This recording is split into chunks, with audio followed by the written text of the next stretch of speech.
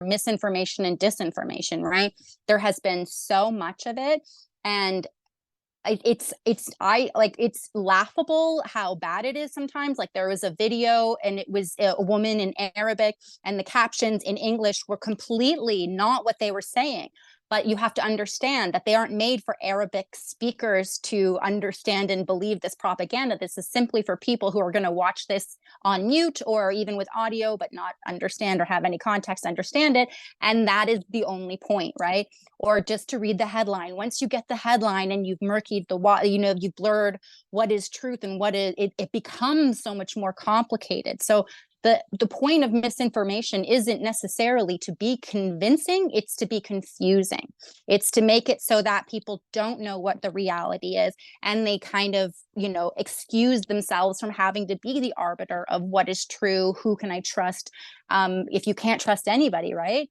So I do think that that's why, going back to Al's point about TikTok, you have all these young people who that's their TV channel. That is their nightly news. That is how they, look for it. And they find people whose work that they trust, and they follow those people and they rely on those people. There's like a meme of so many young people waking up every day and looking to see what has Beisan posted, what has Motaz posted, what has Plestia posted. They have these very strong parasocial relationships now with journalists on the ground, and those relationships never existed before.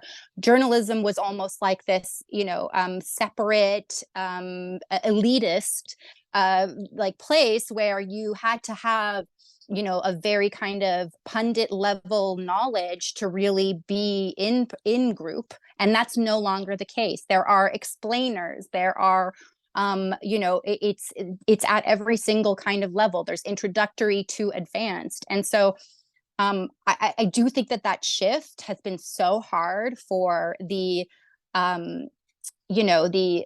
system to actually counter. And so you're seeing like the ADL being like, TikTok is ruining us. This is generational. They have been framing it as left versus right, but really what it is younger versus older, and how younger people are choosing to find information, how they're choosing who to trust and who not to trust.